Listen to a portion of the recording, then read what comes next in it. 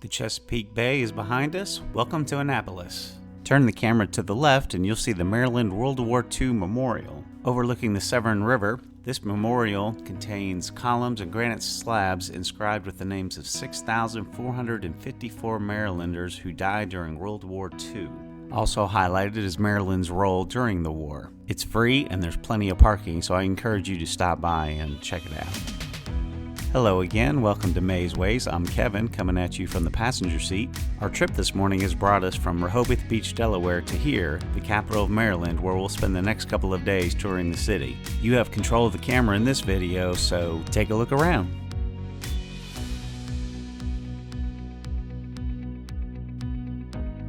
Here we begin to make our way across the river via the U.S. Naval Academy Bridge, which was built in 1994. We're on Maryland 450 right now, which gives us direct access to the Naval Academy versus staying on US 50 to go through downtown Annapolis using the Severn River Bridge upstream, which you can see over to the right.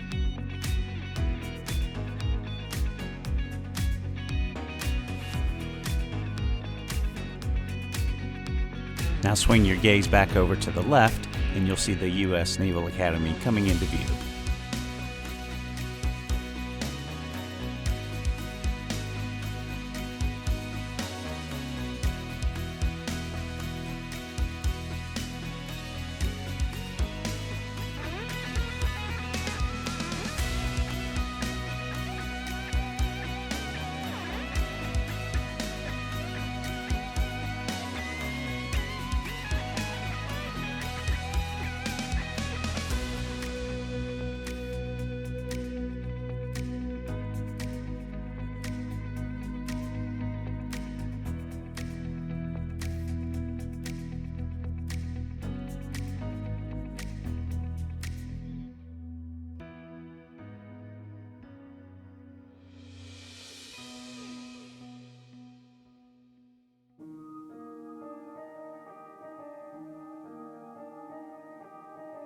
At this upcoming intersection, if we head straight, the road actually becomes Maryland 435 South, which will carry you to Washington and Baltimore using US 50. We're going to stick with Maryland 450, which goes to the left, which is King George Street.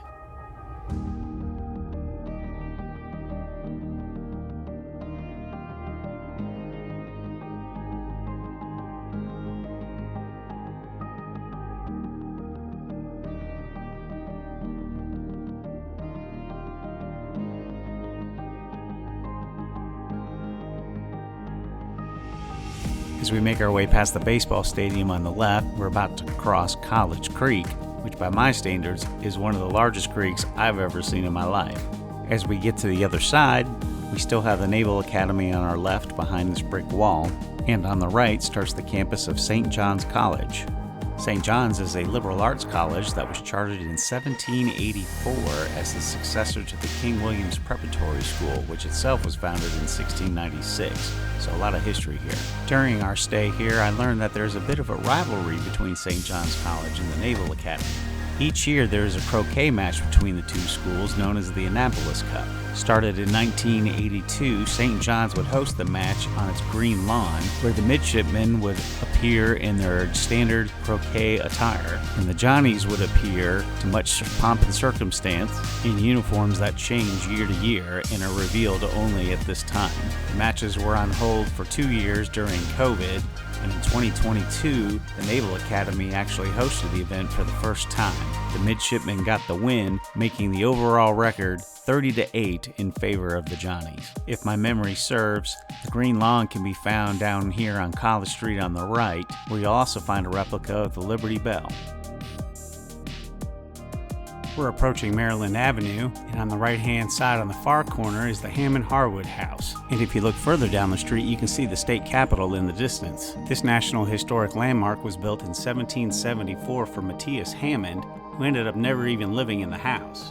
It was later acquired by Judge Jeremiah Chase in 1811, and it was occupied by his descendants up until 1926. The descendant at that time was Hester Ann Harwood, hence Hammond-Harwood House.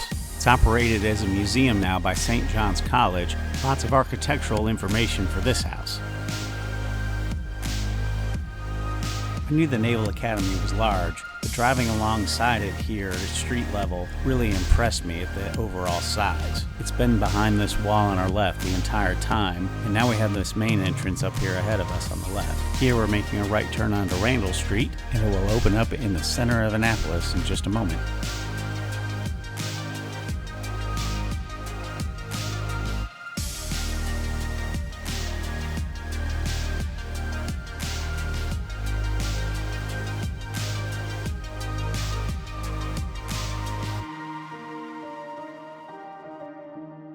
This is a great area right here to spend some time. Lots of restaurants and 250-year-old buildings. At the far left, you can get some boat tours. And closer to our left, at the base of this creek, is the Kinte-Alex Haley Memorial. Be sure to stop by here.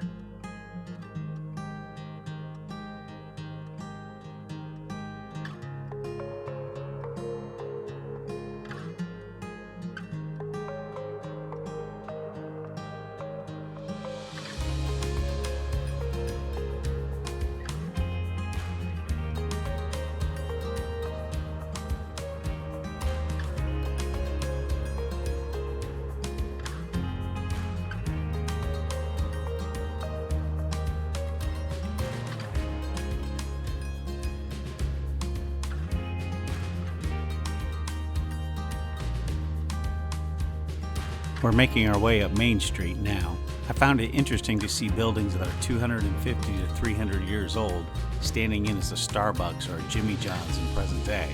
We ate at the Chicken Ruth's Deli. It was opened in 1965 and looks much like it looked then. Many choices for breakfast, lunch, or dinner named after local people. Not necessarily the best meal you'll ever have, but it was a cool experience.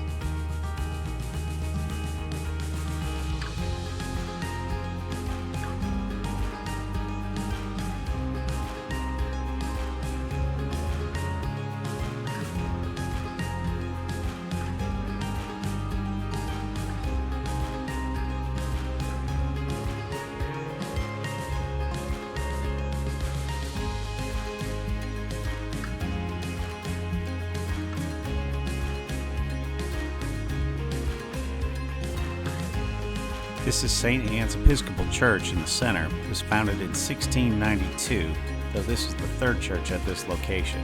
This one's been here since 1858.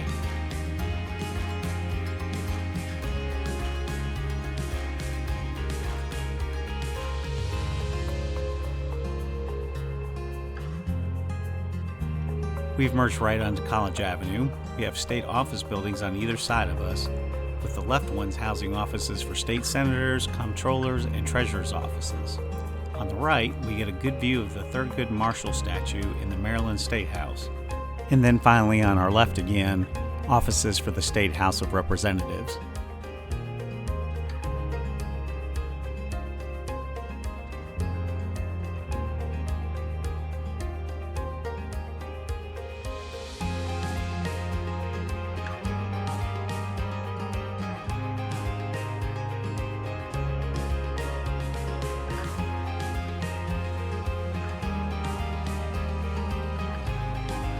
After a right turn onto North Street, we're making a right onto State Circle for the State House.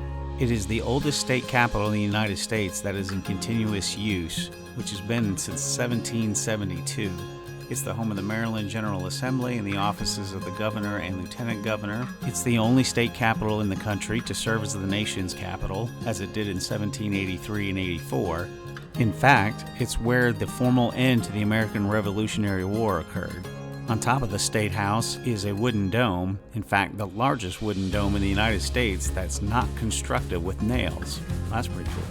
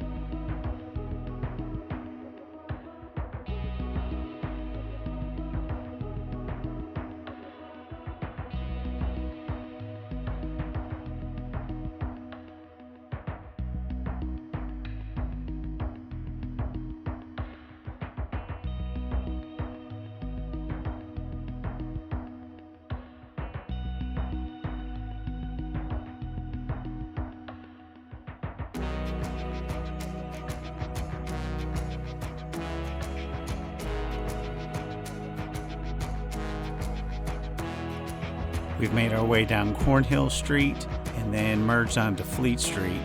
Wow, it was really cool seeing all those houses down this road. Our scenery is opening up onto the market space again, where we were earlier. Again, spin the camera around. It's such a great view right here.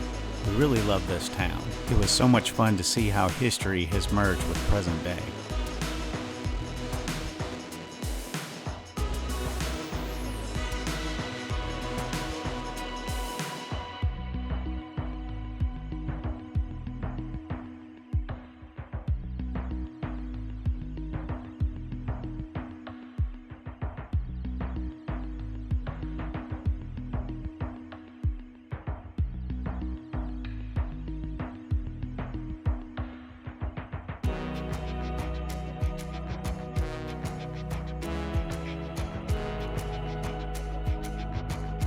Our right turn has brought us onto Compromise Street. The white building up ahead on the left is the Annapolis Waterfront Hotel. This is where we chose to make our home in Annapolis for a couple of nights. And really, if you stay here, splurge for the balcony rooms. They overlook the water. We could see what was going on at the Naval Academy. There was some sailing contests going out in the water. We could see the Chesapeake Bay Bridge out in the distance. All around great views of Annapolis Harbor. That's going to conclude our historical ride through Annapolis. I hope you've enjoyed it. If you have, please do me a favor and hit that like button. We have other videos from this trip as well as others, so give those a look and hit that subscribe button for us. We'll see you again next time.